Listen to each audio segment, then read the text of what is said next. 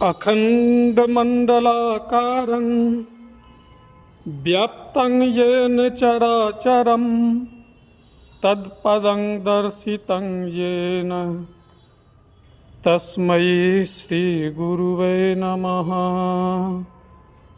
ध्यानमूलं गुरुमूर्ति पूजामूलं गुरुपदं मंत्रमूलं गुरुवाक्यं मोक्षमूलं गुरुकृपा। नमस्कार, डामर तंत्र रहस्य में आप सभी का हार्दिक स्वागत है। गुरु वंदना से हमने वीडियो का शुरुआत किया है। इसका कारण भी है, एक प्रश्न साधिका के द्वारा किया गया था। उन्होंने पूछा था कि गुरु का अपमान करने वाला को क्या सो भुगतना पड़ता है, इस पर बताएं, थोड़ा प्रकाश डालें। तो गुरु को अपमान करने वाला जो व्यक्ति है उसके सौभाग्य लगभग समाप्त हो जाते हैं। उसका निजी रिश्ता जो होता है, जो आंतरिक निजी रिश्ता होता है, जो सबसे करीबी रिश्ता होता है, वही बर्बाद हो जाता है। जैसे पति पत्नी में संबंध विच्छेद होना। गुरु का अपमान का मतलब है सौभाग्य को ठुकरा देना, सौभाग्य को लात मार देना। चाहे अगर पुरुष है तो उसको स्त्री से विक्षोभ हो जाएगा, संबंध विच्छेद हो जाएगा। अगर स्त्री है तो उसका पति से होना, ये निश्चित रूप से है। इस जन्म में तो जो भुगतना है वो तो भुगतना ही पड़ेगा, और अगले जन्म के लिए भी तैयारी वो खुद ही कर लेते हैं अपनी दुर्दशा करवाने की, ऐसे व्यक्ति। तो रह गई इसका निवारण।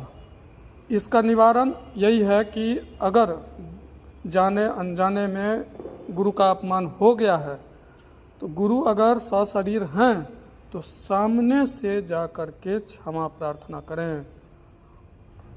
अगर सामने से जाते हैं और चरण स्पर्श करके क्षमा प्रार्थना करते हैं तो वे माफ़ कर देंगे। क्यों?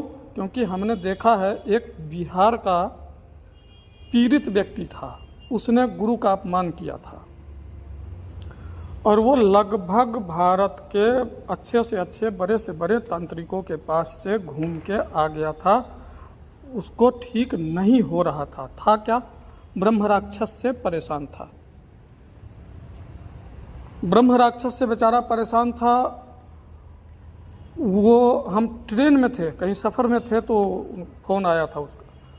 तो मैंने कहा कि भाई, हम फलाने जगह यात्रा पर जा रहे हैं, आप वहीं आकर के मिलो, क्योंकि वो नज़दीक में थे उस समय। तो मैंने कहा कि जो मैं वहीं पहुंच रहा हूं, आप वहां मिल लो मुझसे। तो जब उनको देखा तो वास्तव में ब्रह्म राक्षस पीछे पड़ा हुआ था, परेशान था बेचारा। तो मैंने अपने गुरु का आवाहन किया। हमारे गुरुदेव बताए कि कोई और नहीं है ब्रह्म राक्षस, इनका गुरु ही है जो इनको ब्रह्म राक्षस के रूप में दिखाई दे रहा है। तो मैंने नाम पूछ लिया अपने गुरुदेव से कि नाम बता दीजिए कि इनका गुरु का नाम क्या था। तो उन्होंने जो नाम बताया तो हमारे लिए नाम ही काफ़ी था, क्योंकि हम उनको जानते थे, बहुत अच्छे से जानते थे। और मैंने उनको नाम से स्मरण करके प्रणाम किया, क्योंकि उनको हम अपने गुरु के तरह ही बिल्कुल सेवा भाव से देखते थे।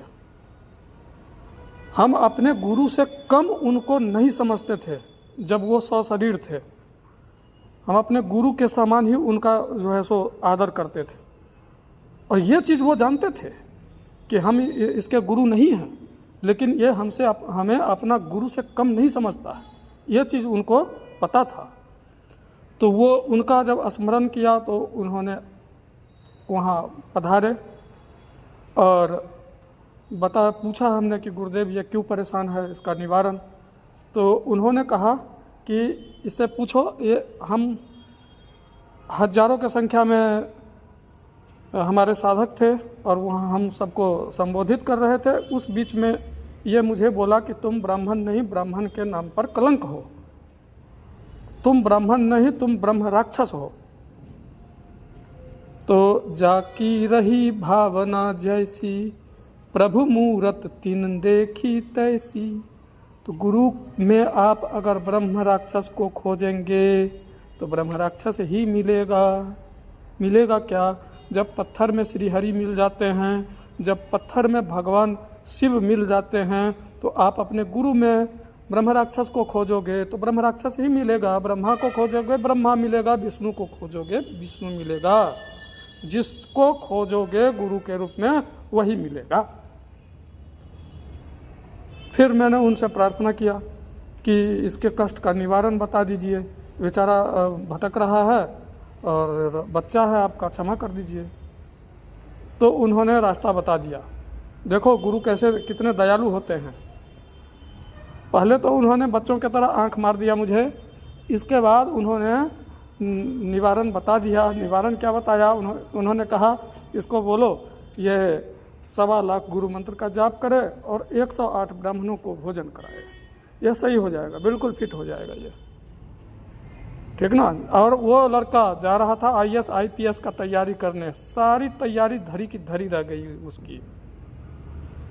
तो गुरु का अपमान का भयंकर परिणाम ये झेलना पड़ता है। जो इस जन्म में अगर गुरु का अपमान किए हैं, अगले जन्म के लिए क्या तैयारी किए हैं वो भी बता देते हैं। उनके अगले जन्म में कुंडली में निश्चित रूप से गुरु चंडाल योग बनेगा। 7वें घर में या 12वें घर में निश्चित रूप से राहु का बसेरा हो जाएगा। और 7वें घर में या 12वें घर में अगर राहु बैठ गया तो सौभाग्य का सत्यानाश। फिर अगर गुरु उच्च के हैं भी, गुरु चंडाल योग नहीं भी है, और 7वें घर में या 12वें घर में राहु बैठा हुआ है तो भी सौभाग्य का सत्यानाश। दाम्पत्य जीवन में जो है मुश्किल, क्या बताएं, ये जो रिश्ता जो है ये बिल्कुल नहीं चलेगा। अगर स्त्री है तो उसको पुरुष से वियोग हो जाएगा, झेलना पड़ेगा इस चीज को। 1 कर लो, 2 कर लो, 3 कर लो, नहीं टिकेगा रिश्ता। अगर पुरुष का कुंडली में ऐसा हाल है तो उसका भी वही हाल होगा। और बच्चे भी मुश्किल से होंगे, बच्चे भी ना मुश्किल है, नहीं होगा, होगा ही नहीं। तो इस तरह के कृत्य से हमें बचना चाहिए। हमें ये देखना चाहिए कि सामने वाला व्यक्ति गुरु बनाने योग्य है या नहीं है। नहीं है, आपके नज़र में मत बनाओ, मत तो बनाओ। लेकिन गुरु निंदा भी जहाँ तक नहीं सुनना चाहिए। निर्णय सिंधु को उठा करके आप देखो, 4 वेद आपके, 4 वेद, 6 शास्त्र और 18 पुराण में से निर्णय सिंधु उठा करके देख लो, उसमें आपको मिल जाएगा। गुरु निंदा नहीं सुनना चाहिए। हर एक वेद, हर एक शास्त्र जो है चीख चीख के कह रहा है कि आप अगर बलवान हैं और आपके सामने अगर आपके गुरु का कोई अपमान कर रहा है तो आप बर्दाश्त ना करें, उस व्यक्ति को अपमान करने वाले व्यक्ति का खात्मा कर दें। आप वो नहीं कर सकते हैं तो आप वहाँ से उठ के चल दें, सुने नहीं। तो गुरु का अपमान और गुरु निंदा बिल्कुल नहीं करना चाहिए। क्यों? क्योंकि गुरु का अपमान और गुरु का निंदा होने पर देवी देवता भी साथ नहीं देंगे। मंत्र का जाप करोगे, माला जप कर लोगे, थोड़ी देर के लिए शांति मिल जाएगी और फिर कहोगे हाय मेरा तो प्रारब्ध ही खराब है, इतना हमारा तो देवी देवता भी साथ नहीं देते। हमने अच्छे माला फेरने वाले को ना ये दुर्दशा देखा है। ये दुर्दशा हमने जो बताया अभी, ये अच्छे अपने आप को कहते हैं हम 10 मिनट में 10 माला फेर लेते हैं। और जब चीखना चिल्लाना शुरू करते हैं तब कहते हैं मेरा तो कर्म ही खराब है, क्या हमने इतने बड़े पाप किए थे। पाप जब किए थे तो उस देवी देवता से पूछ करके किए थे, जब कुकर्म किए थे तो उस देवी देवता से पूछ करके किए थे। भुगतो। करने के समय में तो सबसे बड़े हम हैं, सबसे बड़े, सबसे बढ़ करके अपने बाप तक को अपमानित कर देंगे, जो जन्म दिया जो पिता उसको भी अपमानित कर देंगे। यहाँ एक बार पिता का आदेश टाला जा सकता है लेकिन गुरु का आदेश नहीं टाला जा सकता है। इस बीच में मैं अपना आप बीता बता रहा हूँ। मेरे गुरु मई महीने में आए मेरे पास, श्री श्री वंश नारायण दुबे जी आए मेरे पास और उन्होंने कहा, 2 लेडीज़ का नाम बताया, बोला कि इसके ऊपर मारण प्रयोग कर दो। मैंने कहा गुरुदेव आपके इस आदेश का पालन हम नहीं कर सकते, क्षमा करें। तो क्यों? मैंने कहा मैं माता पीताम्बरा का साधक हूँ, भक्त हूँ, दास हूँ और हर एक स्त्री में हम देवी को देखते हैं, इसलिए ये कर्म हमसे नहीं होगा। तो वो गुरुजी का जवाब था, क्या वो तुमको मार दे? तो वो हमको मार दे तो ठीक है, ये मंजूर है मुझे, लेकिन मैं नहीं करूँगा ये प्रयोग। उन्होंने आंख लाल पीला करके उठ करके चल दिए यहाँ से। फिर फोन करके बोले आज ही से, आज रात से बैठना है तुमको, 1 सप्ताह इसका क्रिया करो। मैंने फ़ोन पर भी वही जवाब दिया, गुरुदेव माफ़ कीजिए, आप मुझसे और कोई सत्कर्म करवा लीजिए, लेकिन ये कर्म मुझसे नहीं होगा। और ख़ासकर स्त्रियों के ऊपर तो हम बिल्कुल नहीं करेंगे, चाहे स्त्री कितना भी बड़ा दुश्मन क्यों ना हो, हम नहीं करेंगे। जाने माता, हम नहीं करेंगे। इसके बाद उन्होंने फ़ोन काट दिया सुन करके। दूसरे दिन उनका फ़ोन आया और उन्होंने कहा कि फ्री है? मैं कहा जी फ्री हूँ। आज रात में फ्री है? कि बिल्कुल रात में फ्री हूँ। तो ठीक है, फलाने जगह आ जाना। उन्होंने एड्रेस बता दिया कि फलाने जगह आ जाना। मैं उस एड्रेस पर पहुँचा एड्रेस पर वो हमसे 15-20 मिनट पहले पहुँच चुके थे वहाँ। और उन्होंने कहा कि जो मैं तुमको कुछ सिद्धि क्रिया करने के लिए बुलाया, चलो। गए सिद्धि क्रिया करने। सिद्धि क्रिया का जब शुरुआत हुआ तो ये 1 सप्ताह का क्रिया था।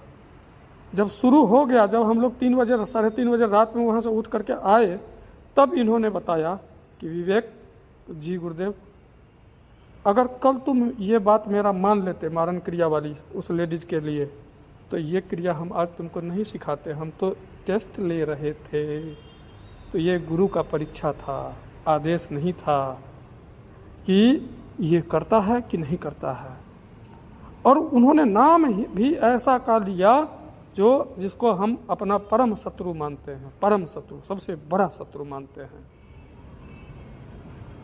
उन्होंने नाम भी उसी का लिया कि देखते हैं ये करता है कि नहीं करता है।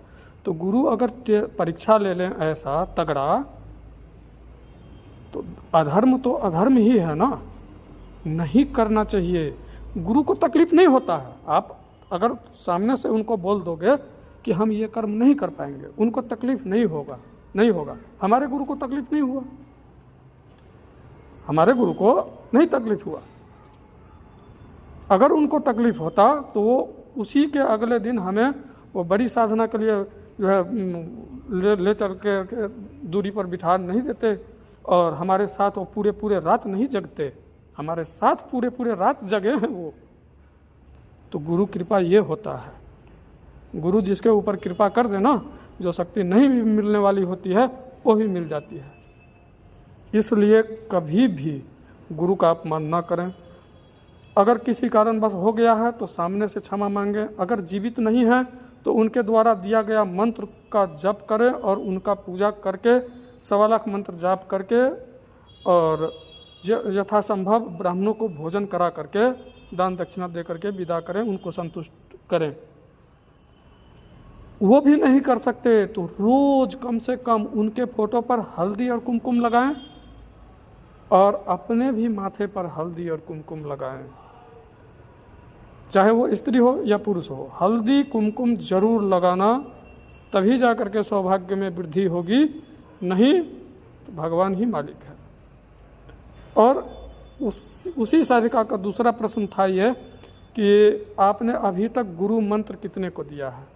तो हम बता रहे हैं कि हमने अभी तक मंत्र दीक्षा तो बहुतों को दिए हैं, लेकिन गुरु मंत्र अभी तक हमने नहीं दिया है किसी को। एक पहला नंबर रीता वर्मा, वही हैं जिनको हमने गुरु मंत्र दिया है, बाकियों को हमने अभी तक नहीं दिया है। कोई ऐसा योगी टाइप की का जो है, जो गृहस्थ आश्रम में और पूर्ण सन्यासी का जीवन जिए, ऐसा नहीं मिला। एक आप ही मिली थी तो हमने आपको वो चीज़ प्रदान कर दिया, जिसका फ़ायदा आपको नज़र आ रहा है, सब समझ में आ रहा है। बाकी हमने किसी को अभी तक ये गुरु दीक्षा नहीं दिया है। आगे देंगे नहीं देंगे ये तो माता जाने, ये हम नहीं जानते। तो ये रहा गुरु शब्द की महिमा, जहाँ तक हमसे संभव हुआ हम बताए हैं। गुरुर् ब्रह्मा गुरुर्विष्णु गुरुदेवो महेश्वर, गुरु साक्षात पार ब्रह्म, तस्मै श्री गुरुवे नमः।